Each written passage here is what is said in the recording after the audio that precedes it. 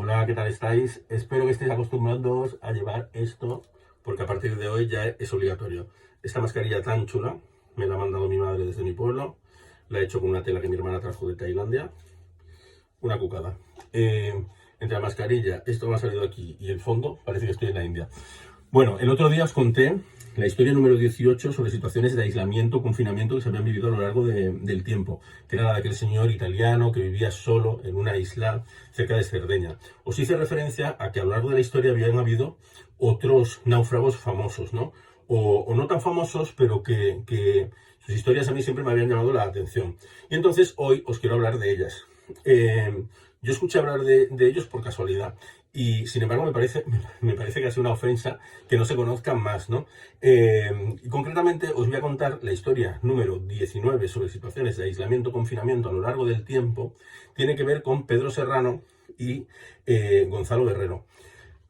Ambos dos vivieron en un mundo que fue justo cuando, después de que los reyes católicos, bueno, de que los españoles descubren América no había que descubrirla, ya había gente viviendo allí, pero los españoles llegan a América y entonces se desata un poco lo que viene a ser como la aventura de las Indias, ¿no? Gente que aquí, pues un poco no tenían nada que hacer.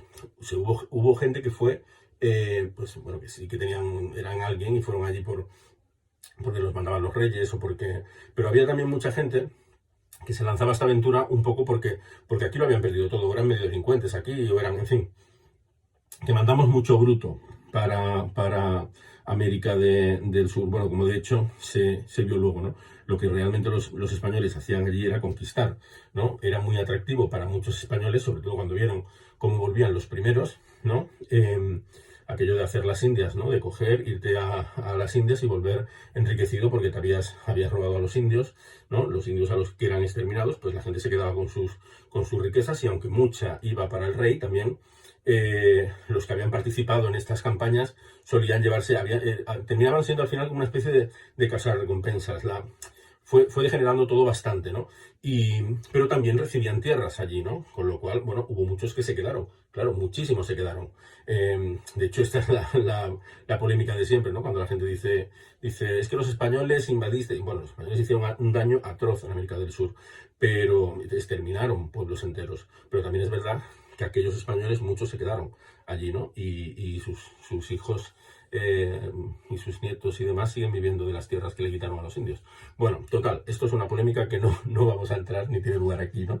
Pero bueno, la historia que contábamos. Pedro Serrano y Gonzalo Guerrero. Pedro Serrano fue uno de aquellos hombres que se lanzan a la aventura de las Américas, ¿no? Siempre era bueno, había un punto romántico, ¿eh? Tenéis que acordaros de cómo eran los españoles en aquel momento, ¿no? Los españoles que se encontraron los indios, con aquel casco, ahora no recuerdo el nombre, ¿no? Que yo tengo alguna foto con algún modelo que tiene aquí un casco que tiene como una especie de cresta, las cotas que llevaban de hierro. Los españoles solían llevar barbas, era muy típico, en la época era como una muestra, casi todos los hombres llevaban barba. Y, y bueno, y los alcabuces, ¿no? Eran aquellas pistolas, aparte de los caballos y de los perros y de este tipo de cosas que sabemos que a los indios, a los indios no, a los americanos nativos de América del Sur les asustaban tanto porque no los habían visto nunca, ¿no? En el caso creo que eran los perros. Bueno, dicho, el tema es un poco, el contexto es este, ¿no? Es decir, una cosa que para los americanos nativos está siendo un drama, pero que para los españoles que se embarcan en la aventura de hacer las Indias, pues es como una promesa de riqueza bueno, hay este punto de romanticismo y de enriquecerse, ¿no? Pedro Serrano, concretamente, aparece en 1526, él está haciendo él es español, pero estaba en América del Sur, y concretamente en un viaje de La Habana a Cartagena de Indias, lo sorprende una tormenta a su barco, él era marino, él era de hecho el capitán del barco, y el barco naufraga. No, el único que sobrevive es él, pero con tan mala suerte que va a parar a una isla que ni siquiera es una isla, es un banco de arena. Imaginaros, con muy poquita vegetación, y durante mucho tiempo él se dedica a sobrevivir a base de un pescado que puede ir cazando y pájaros. Para beber agua, como había poca agua de lluvia, él empezó a utilizar las conchas, a utilizar los caparazones de las tortugas, incluso restos de naufragio, hizo como una especie de recipiente para recoger agua de lluvia, pero para compensar eso, que no siempre era suficiente, también bebía la sangre de las tortugas que cazaba. Es decir, una situación realmente dura. En esta situación realmente dura, Pedro Serrano se mantiene durante 3 años, es decir, estará solo en aquella isla, no, en aquel banco de arena, que ni siquiera aparecían en las cartas de navegación de la época, estará 3 años. Al cabo de los 3 años, el buen hombre ve que se acerca un bote.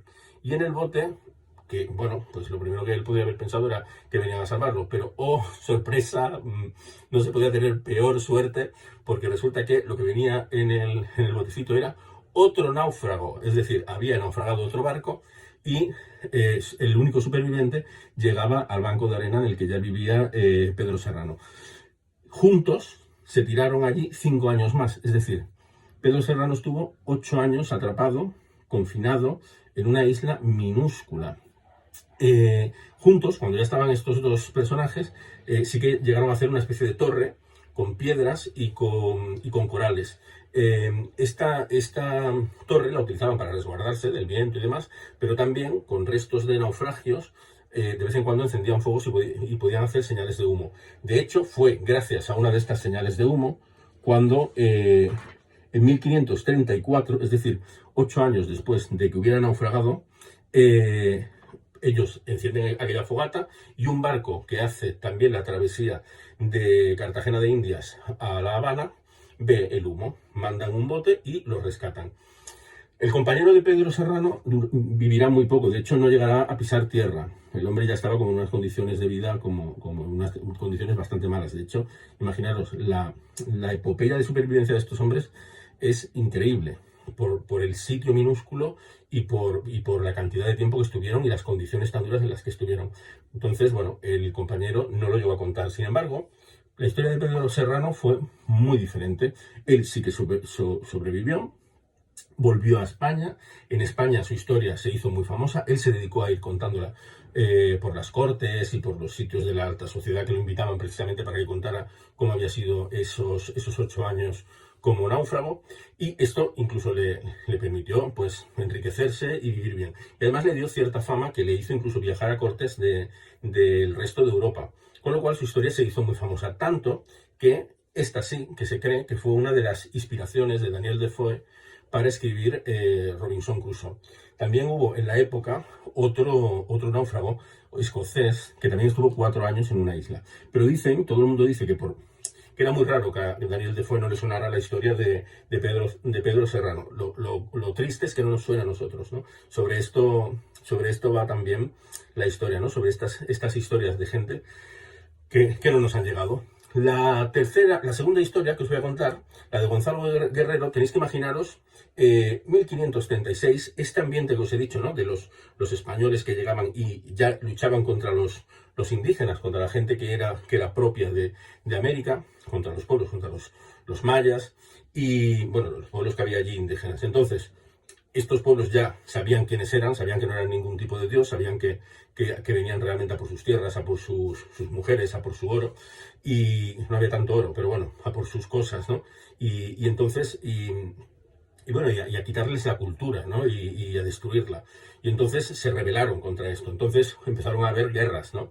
Entonces tenéis que imaginaros una batalla de estas que se libra en 1536 y en esta batalla, voy a leer el sitio para no equivocarme, se llamaba Puerto de los Caballos. Esto actualmente, por lo visto, es un pueblo que se llama San Pedro de Sula, que está en Honduras. Entonces, una batalla, imaginaros, una batalla que se libra allí entre indios, mayas y españoles, ¿no? Corazas, cascos, altrabuces, y al final, por supuesto, ganan los que estaban mejor preparados siempre, que eran los españoles, ¿no? Y entonces, entre los indios muertos, entre los mayas muertos, resulta que, oh sorpresa, hay un maya que tiene, bueno, como todos los mayas de la época, tienen las orejas con agujeros, tienen escarificaciones, tienen tatuajes, se ve que es un jefe guerrero, ¿no? Maya, pero, Oh, sorpresa, tiene barba. La barba en aquella época era típica de los españoles. Los indígenas no tenían barba, no estaba a la moda, ¿no? Y de hecho a los indígenas era una cosa que le llamaba muchísimo la atención. Entonces, resulta que uno de los jefes guerreros mayas que habían muerto en el puerto de Caballos tenía barba. Era o había sido español. Y esta es la historia de Gonzalo Guerrero. Gonzalo Guerrero realmente nació en Palos de la Frontera, en Huelva. Este señor pues había participado también como alcabucero en la conquista de Granada. Es decir, tenéis que imaginar que cuando se crea la ciudad de Santa Fe para sitiar la ciudad de Granada, él está allí con los reyes católicos y de allí pasará a las Indias en un momento dado, enfrente de la costa de Yucatán. Yucatán es donde todo el mundo quiere veranear, ¿no? Por pasar un tiempo, cerca de ahí en México. Entonces, en las costas de Yucatán, él va en un barco y el barco naufraga. Sobreviven al naufragio como unas 10, 15 personas. Esto está un poco así, incluso hay sitios que dicen que incluso 21. Entonces, pero todos hacinados en un bote. Bueno, ha habido una tormenta, han naufragado, se sobreviven unos cuantos en un bote y las condiciones son tan duras, incluso en las crónicas se cuenta que incluso tienen que beberse sus orines para sobrevivir, ¿no? Porque sabéis que el agua del mar no te la puedes beber cuando naufragas, ¿no? Entonces, al final llegan a la costa, a la costa del Yucatán, con tan mala suerte de que son mal recibidos por los mayas que allí están viviendo. Hay varios grupos de mayas. Los mayas funcionaban como una especie de ciudades-estado y entonces, bueno, ya estaban bastante advertidos contra los españoles y cuando los vieron bajar, pues los atacaron y realmente al final solo sobreviven 2. Esos 2 son el Gonzalo Guerrero, que os he dicho, y Jerónimo de Aguilar. ¿Qué ocurre con ellos? Bueno, pues lo primero que ocurre con ellos es que los hacen esclavos, es decir, los mayas los hacen esclavos. Entonces, los ponen en puestos de trabajo muy duros, pero los españoles resulta que son bastante resistentes, se adaptan a pesar de las enfermedades, del clima tropical, de la humedad del ambiente del Caribe, se adaptan bastante bien y tanto Gonzalo Guerrero como Jerónimo de Aguilar sobreviven. Empiezan como a regalárselos, ¿no? Son gente que se van como adaptando y entonces un rey maya, cuando quiere quedar bien o quiere hacer un regalo a otro rey maya, pues le regala a los españoles, ¿no? Y entonces pasan por varias manos estos españoles. Pero siempre al final terminan demostrando una cierta valía y que realmente son unos guerreros importantes. Llega un momento, al cabo de 7 años, estos señores viven 7 años entre indígenas, es decir, como en principio parecía que habían empezado siendo esclavos, pero la cuestión es que se van adaptando bastante bien. Jerónimo de Aguilar nunca, es decir, él nunca perdió su religión, nunca perdió su deseo de volver a España o de ser rescatado. Pero él sí que se sentía realmente aislado, ¿no? y confinado con los mayas. De hecho, se sentía preso. Sin embargo, Gonzalo Guerrero, no. Gonzalo Guerrero primero fue esclavo, pero luego se fue adaptando a las costumbres. Y de hecho fue participando en algunas batallas. Y es más, les explicó a los mayas con los que vivía algunas formas de combate y de organización que utilizaban los españoles para que ellos pudieran también utilizarlas y tener más oportunidades, ¿no?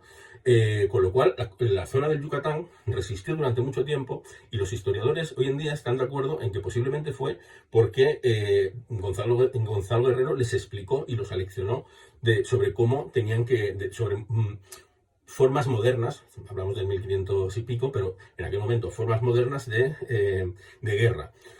¿Qué ocurre? Al cabo de 7 o 8 años, a una isla cercana llega Hernán Cortés. Alguien le explica que con los mayas hay unos esclavos barbudos como ellos, que seguramente son españoles porque no son nacidos en el Yucatán, no son mayas. Y entonces Hernán Cortés manda unas cartas para intentar liberarlos. Estas cosas se hacían, no eran tan como en las películas, ¿eh? Se podían llegar a negocios relativamente fácil. Efectivamente, Jerónimo de Aguilar habla con el que se supone que es su jefe, su dueño, porque él sigue siendo esclavo, y este al final decide, para llevarse bien con los españoles, decide que le da la libertad. Sin embargo, cuando llega a hablar con Gonzalo Guerrero resulta que en este periodo de 8 años se ha aculturalizado completamente. No sé si se dice aculturalizado, la cuestión es que él ha asumido la cultura maya totalmente. Se ha perforado las orejas, se ha hecho tatuajes, bueno, de hecho, se ha casado con una princesa maya, ha tenido un buen rango, ha participado en varias campañas contra los españoles, contra quienes se decía que era muy beligerante, muy belicoso, y con éxito, con lo cual había ido ganando un cierto rango y había terminado casado con la princesa, con la hija de un rey maya.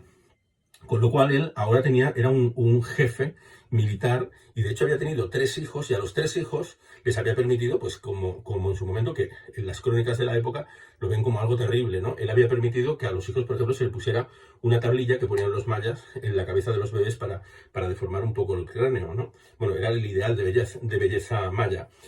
También se ponía una cosa aquí para que los niños, los ojos se quedaran como gueños, ¿no? Bueno, era la belleza típica de aquella época, en aquella zona.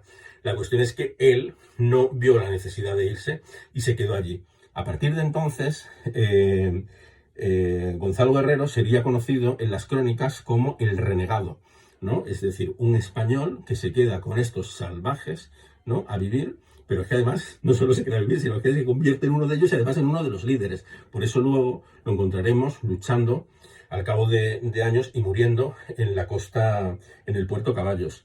Para los españoles esta historia fue terrible, fue casi vergonzosa. Por eso no la conocéis casi ninguno, por eso no la ha conocido casi, no la podemos estudiar en los libros. Sin embargo, en México, Gonzalo Guerrero es el padre del mestizaje, es decir, se casó, fue uno de los primeros españoles que se casó que vivió con una indígena, tuvo hijos y además entendió perfectamente, fue de las personas que llegaron a las Indias, que entendieron, América del Sur, que entendieron que el trato que se le estaba dando a aquellas personas era totalmente inhumano. Y no solo lo vio, sino que además lo combatió. Con lo cual es una historia apasionante.